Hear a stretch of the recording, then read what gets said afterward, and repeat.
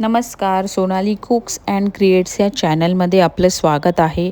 आजची आपली रेसिपी आहे खरवस. त्यासाठी लागणारे साहित्य आपण बघून घेऊया.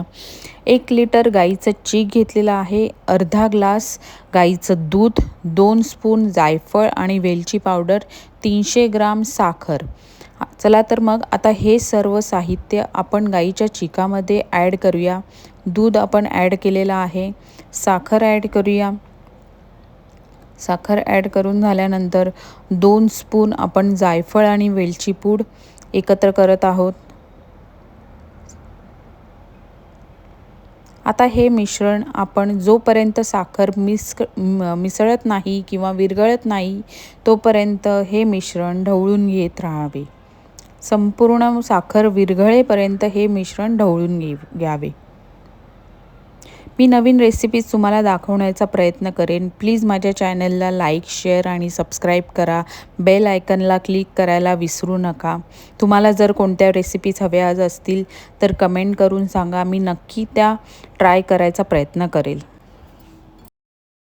साखर आता विरघळलेली आहे. आता आपण सर्व मिश्रण गाळणीच्या साहाय्याने गाळून घेत आहोत.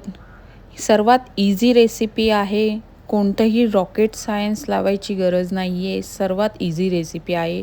तुम्ही तुमच्या घरीही नक्की ट्राय करा आणि प्लीज मला कमेंट करून सांगा की ही रेसिपी कशी झाली. प्लीज मला सपोर्ट करा. माझ्या चॅनलला सपोर्ट करा. सर्व मिश्रण आपलं एकजीव करून झालेलं आहे साखर विरघळल्यानंतर. आता आपण ते कुकरमध्ये वाफवायला ठेवत आहे. कुकरमध्ये स्वच्छ पाणी घेतलेलं आहे मी. त्यात आपण वाफूया अर्धा तासापर्यंत. 3 ते 4 शिट्ट्या आपण त्याला देऊ शकतो. आता हे कुकरमध्ये मी ठेवत आहे.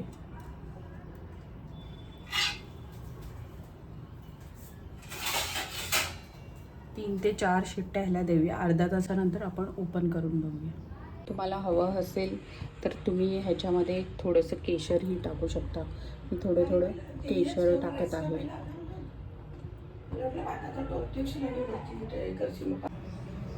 3 शिट्ट्या झाल्यावर आता आपण कुकर थोडा वेळ थंड होऊन दिलेला आहे. आता आपण बघूया. खरवस आपला तयार आहे. आपण तो थंड करण्यासाठी फ्रीजमध्ये ठेवूया. उत्तम प्रकारे आपला खरवस तयार आहे. आता मी हा खरवस फ्रीजमध्ये थंड होण्याकरता ठेवत आहे. 2-3 तासानंतर थंड झाल्यानंतर आपण सर्व करूया.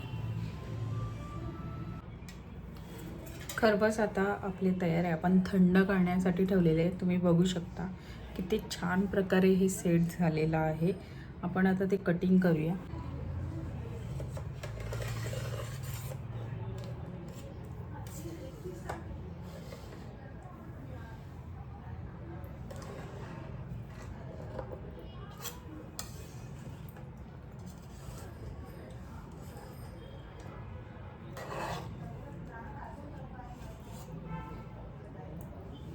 तुम्ही बघू शकता. ही बघा कन्सिस्टन्सी बघा किती सुंदररित्या सेट झालेला आहे.